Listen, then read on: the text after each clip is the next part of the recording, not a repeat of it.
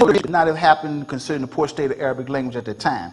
When we were on the radio show, I think somebody asked me that question on Brother Mike's radio show, and I pointed out to them that fundamentally you had Nabatean, Open Sesame, and the Tale of 1,001 Nights, that really talks about the little kingdom that was in a place called Petra that's in Jordan.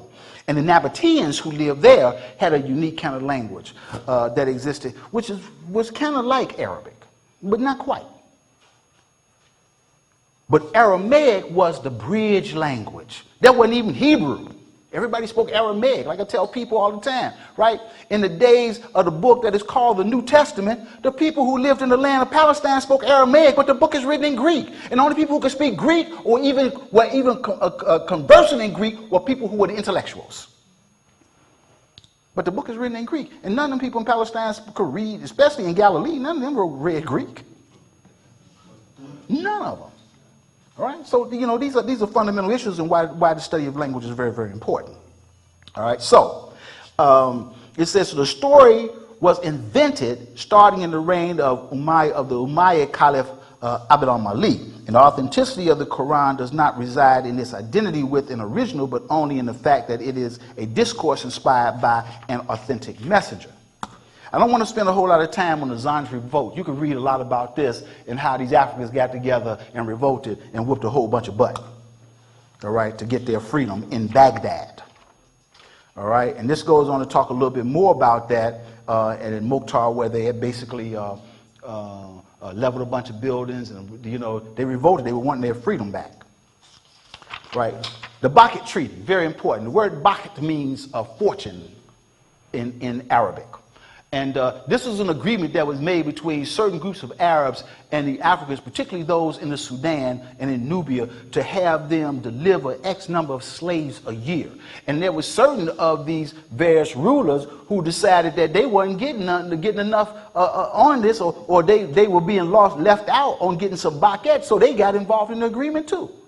And I think, if you understand the Bakit, you might understand maybe some of what's going on in there today. Now, Musa Halil al-Janjaweed, the devil rides on horseback.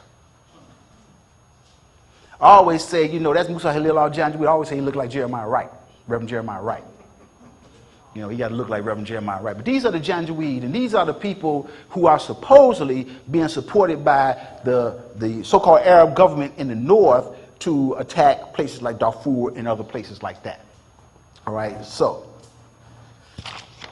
this is some of the pictures of the destruction and stuff that has been going on in the Four Kingdom and some of the things that are happening there, which has not been very, very pretty. And I don't really hear a whole lot of people in the Islamic community talking a lot about it. All right. This is Sister Josephine Bakita. She is a saint, the only Nubian saint, the only Sudanese saint in the Catholic Church. And here's a very interesting story. She was born in 1869 in the village of Al Gosa in the Darfur of the Dago clan, because there are many, many, many different types of clans that make up the Four people. All right. In 1878, at the age of 9, she was kidnapped by Arab slavers. They named her Bakita. Remember, they took her name. I don't know what her real name was. They gave her a name, Bakita, from the word Bakit. She was sold many times until a Turkish general sold her to an Italian family from Genoa. You know what Genoa is, right? That was one of the major financial ports in Europe. All right. The Turkish general, remember I told you about the Turks, right? The Ottoman Empire sold her to the Italians. She went on to go to the convent as a servant of her owner's daughter, that is the Italian family. The Italian girl goes to the convent to be a nun. And she takes her servant with her to look after her in the convent. What's up with that? For those of you who think that, slavery had ended with the Catholic Church or in Christianity. All right? She refused to return to Africa and was freed by the Catholic Church and became a nun in 1896. And that's because the woman, Dr. John Henry Clark used to say this: we out-pope the Pope and we out-Muhammad Muhammad. And she was so deeply engrossed, and that's partly because of our nature, our spirituality. Our spirituality is deep. And so when we commit, we go in all the way. And that's what she did. And because of her saintliness, they canonized her. The Catholic Church canonized her. All right? Slavery in the Kingdom of Saudi Arabia. We're just about wrapping up here. It was formally abolished only in 1962. You know, I know stories of cases of people who would believe that they were going on a Hajj with a friend of theirs from the kingdom because they cool. Only to discover when they get there, this person owes somebody some money and you are the payment. You are the payment. All right? So, you know, it's a little bit about that. I just want to move on here. All right? Of course, there are lots and lots of blacks in Saudi Arabia. In my Arabic class, wasn't a class, I was like out of that class, out of advanced everything. I met a young lady in the intro class, beginning class, who, very, very attractive sister. And I was like, man, that's a fine sister. And so I asked her, you know, she saw me because I got up in front of the class because I was like my Arabic teacher's star pupil. And I like to think that I was, because the class was really designed for people like me who really didn't have good Arabic skills. But yet the class was full of people from all over the Arab world. From every country you can think of: Tunisia, Palestine, Lebanon, Jordan, Syria, you know, Morocco, all over. Yemen, they were all over, which was really cool for me because I learned a lot about these different dialects, about their cultures and their behaviors and their patterns. And they didn't know, because they knew I was a professor at the university, but they didn't know that I was there like on the covert tip. And I was. Because I wanted to know. And, you know, and I was very fortunate to have a teacher, a young Palestinian teacher who was very, very, very knowledgeable, very knowledgeable. You know, she was the first person to tell me that there are more black people who speak Arabic than there are Arabs who speak Arabic in the world. You know? And she's right.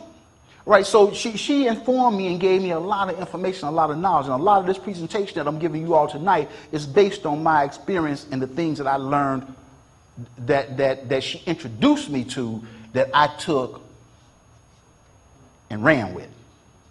Because again, my purpose was covert. All right, and sometimes you got to go and live in the lion's den to find out what the lion likes. And I ain't scared of the lion. You know, I found that, for example, there are women, when they get married, most of the time they marry their first cousins. But they don't like to say that here because we know marrying first cousins is taboo in this country. But most of them marry their first cousin. This is partly has to do with the fact that they don't want wealth to be distributed anyplace else, so they keep it within their family. All right. Of course, they divorce and stuff like that, and they do other types of things. But if you notice, for all of those who live in your community, when have you ever seen their women come and work in the store with them? Never. And you won't.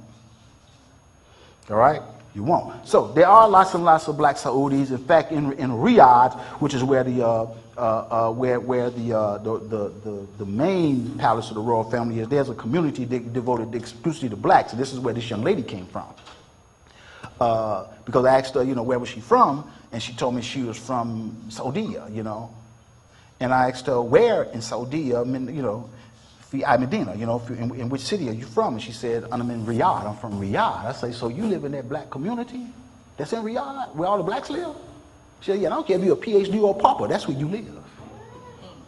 And that's in Riyadh, the Kingdom of Saudi Arabia. All right, so, all right. Then, of course, we have Omar al-Bashir, you know what I mean, the president of the Sudan, who, of course, considers himself to be an Arab, too. All right, then you have, of course, some African Sudanese women there, lots of beautiful women there in the Sudan, that's for sure. Black Iraqis who have been arguing and fighting for their own rights there and complain about being called the Abbots and how they're looked upon very lowly. They do all the hard labor. Up until the mid-800s, they were, you know, basically considered slaves. At the bottom, you see, we say the Arabs are still look at us as being incapable of making decisions or even governing our lives. People here are 95% illiterate. They have terrible living conditions and very few jobs. Then you have the Yemenis. I had a guy in my class from Yemen. He could have been walking down any street in the city of Chicago, right here on the west side of Detroit, and you wouldn't have known.